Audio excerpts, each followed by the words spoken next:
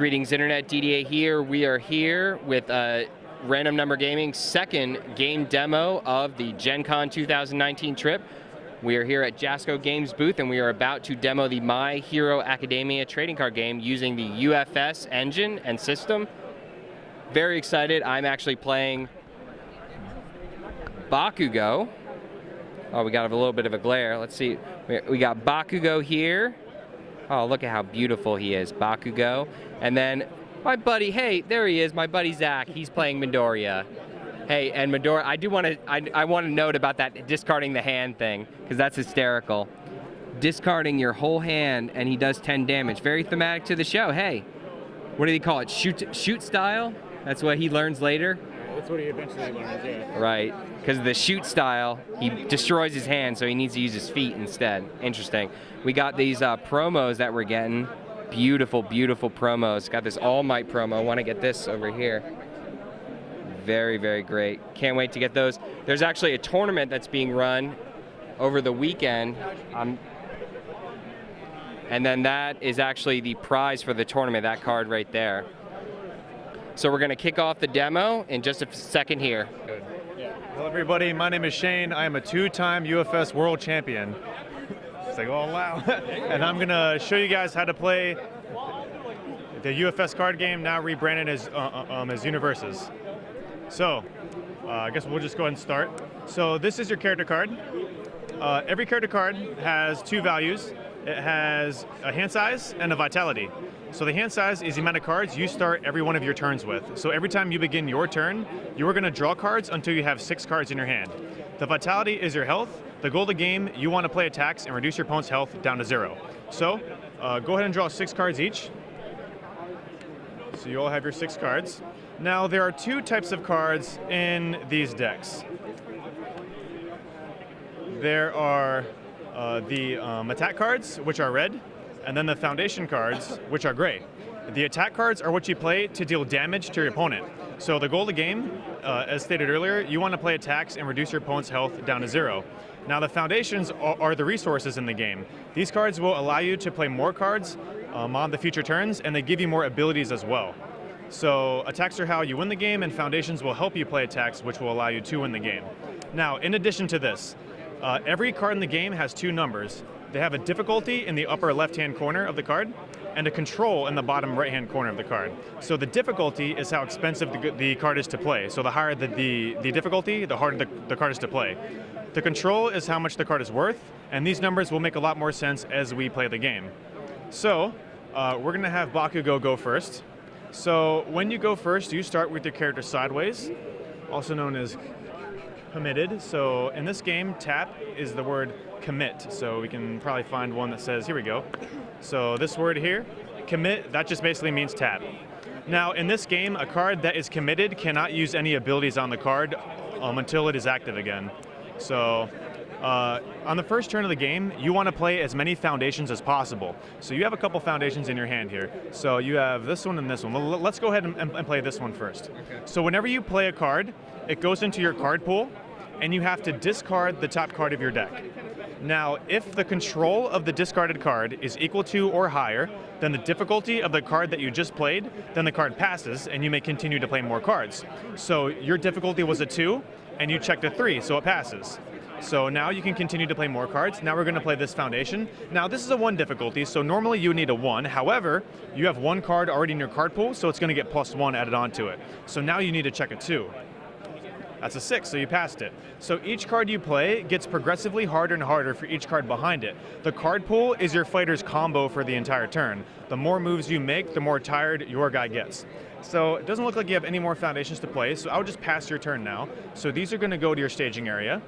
Now you can use these abilities when the time comes. So now your turn begins. You're going to want to do the same exact thing, play as many foundations as you can. So here, that's a 2, so you discard the top card of your deck, and you checked a 3, so it passes. Go ahead and play another foundation. This is on a 2, but you have 1 card in your card pool, so it's on a 3, so go ahead and make a check. And you checked a 5, so it passes. Any more foundations you want to play?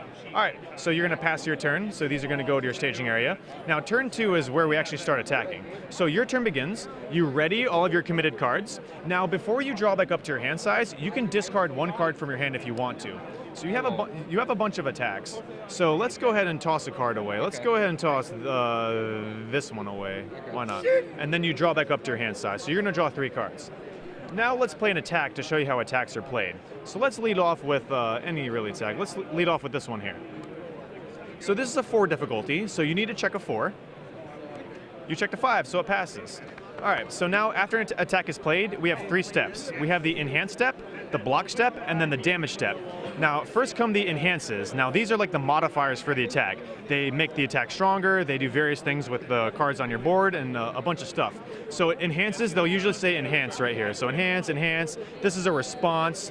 Bakugo actually has a response and an enhance on him. So the way it works is since you played the attack, you get the first enhance ability. Then you get an enhance ability, then you get one, and you each take turns playing enhances back and forth until you're both done playing enhances.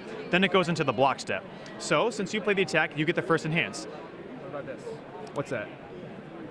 It has flash, so I don't know what that is. Flash means you skip the attacks enhance step. Okay, so this is something I would do on my turn. Correct, yes. You really only attack on your own turn unless you have reversals, but that's like not in the demo decks. So it says this punch attack, it's -3. You want to do that on his attacks, because his? all of his attacks are punches, yes. All right, so I can destroy a foundation to make my attack do +2 damage? Should I do Correct, that? yes. You only have 2 foundations right now, so you would sacrifice a resource to give it 2 damage. I would not. Okay. I'll probably wait on that. However, this ability here, you can discard 2 cards and draw 2 cards, so you can filter cards you don't want. So right now you only have 2 foundations, so let's try to get more foundations somehow. So discard that one, yep. Discard that, yep, and draw 2 cards. There we go, we got some foundations, okay. Now it's your enhance if you have one. It doesn't look like you do. You can give it -3. Oh, okay, so that one's +3 speed, so that one's an offensive enhance. So I would just pass your enhance. Now it goes back to you. It doesn't look like you have any enhances either. So now we go to the block step since we're done enhancing the attack. Now, every attack has a speed and a damage here in the middle of the right side of the card. The speed is how fast the attack is. So the higher the speed, the harder it is to block. Damage is how much damage you're going to take if you don't block the attack. So right now the damage is 4. So if you don't block this, you're going to take 4. Now see how the arrow is pointing at the top? That means it's a high zone attack. Let's say, for example, the arrow is pointing in the middle. Then it's a mid-zone attack. Yeah, like this one right here. I'm going to show us for the camera. So if the arrow is pointing in the middle, that means it's a mid-zone attack. And if it's pointing at the bottom, then it's a low-zone attack. So it's exactly like in a fighting game. You have high attacks, mid attacks, and low attacks. So this attack is coming at you high zone. So what you're going to want to do, you're going to want to look at the cards in your hand. The cards in your hand, the upper right-hand corner, see these shields? These are block modifiers. So it's kind of like the trigger in Smash Brothers. So you want a high block because it's a high attack. It looks something kind of like this. That's a mid block because the shield. Not this part. Right, so like that. Yeah, you don't have a, okay. So what's in your hand? You have a mid, right? So let's go ahead and block this anyway so I can show you how to block attacks. So yep, you have this here. So now, in order to block an attack, you take a block, play it in your card pool. Now, you take the speed of your attack, which is 3, plus the block mod of the block, which is 2. So 3 plus 2 is 5. That's the check you need to make to block the attack. So you have to check a 5 to block the attack. All right, now you checked a 3. So now, whenever you fail a check, you can commit cards in your staging area, and each card that you commit increases that check by 1. So that's why it's important to build foundations on turn 1, so you can pass blocks and pass attacks and all that. So, again, the speed was 3 and the block mod was 2, so you need to check a 5, and you checked a 3. So the only way he could block is if it matched here? Like this is a high? No, so basically, after we block, I'll actually show you how it works. Okay. So you need a 5, you checked a 3, 4, 5. See how that works? So now you block the attack. So now in the damage step, we actually take a look at the zones. So if your block zone matched the attack zone, you take 0 damage. But this is a mid zone and versus a high attack, so you're going to take half damage rounded up. So you're actually going to take 2 damage because it was a 4 damage attack. So we have a life counter here, 1, 2. So you're now at 26. Now, since this is a high attack, if you had a low block in your hand, you actually cannot block a high attack with a low block. It has to be within this one stage. Exactly, yep. It needs to be 1 away. So mid attacks can be blocked by anything, and mid blocks can block anything. Interesting. All right, so now these are going to stay in your card pool because just like attacking gets harder and harder, blocking is also going to get harder and harder as well. So now that attack resolves, you have dealt damage with this. You can go ahead and play another attack from your hand if you want to. Sure, why not? Let's have fun. Let's do All this, right. like, powerful attack. That's going to be a 6. 5 plus 1 is 6. So go ahead and try to check a 6. Patone. 3. It's okay though. 4, 5, 6. Yeah, Sure. you can do it. Yep. If you ever fail a check on your turn when you go to play a card, then your turn ends. I see. All right, so you pass the check. You get the first enhance. You can use this ability here. It says that if your next attack this turn is a high attack, it gets plus 3 speed, but if it's a mid attack, then it gets plus 3 damage. Okay. So you can go ahead and use that Yeah, enhance. sure. Enhance goes to you. It doesn't look like you have anything you want to do. These are already. Yeah, yep. So I would just pass your enhance as well. So now, since you both pass enhances, it goes to the block step. Now the speed of this attack is 5. You do have a mid-zone block in your hand. However, if we were to block this, it'd be 5. Then the block mod is 2, so 6, 7, then 8. Because you have 1 card in your card pool, because they'll get plus 1. So I actually would not block this attack, and I would just take the 6 damage. So that's going to put you down to 20. All right, so now that attack resolves. You may continue your turn. Now, if you attack again, you're probably going to fail the check, Yeah, right. and you're going to overextend. Exactly like in a fighting game. If you attack too much, then it leaves an opening for your opponent. So I would build foundations so you have some cards to help you block with on your next turn. So Okay. go ahead and try to play some foundations, see if you can pass them. Oh, I see. I see. Okay. Yep. This is starting to So make that sense. you're going to need a 4. So go ahead and check a 4. That's a 5. There you go. You have 1 more foundation. You can go ahead and try to play that if you want to. You need a 4 for this one as well. That's a 5. Yep, you passed that. Now you're probably done your turn. So these are going to go down to your staging area. Now, attacks that deal damage, they go face down underneath of your character.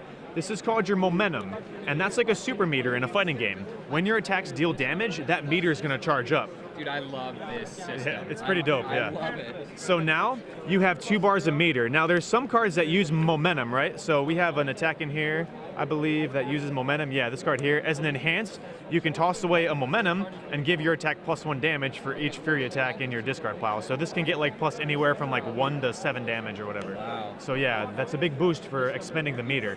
All right, so now your turn begins. This goes to your discard pile. You ready all of your cards, and then you may discard 1 before drawing back up to your hand size. So, I would toss away that one. so is that kind of the basic rules of everything, you think? Yeah, I would say so. Yeah. Okay, so if you want, so thank you so much for giving us this basic overview.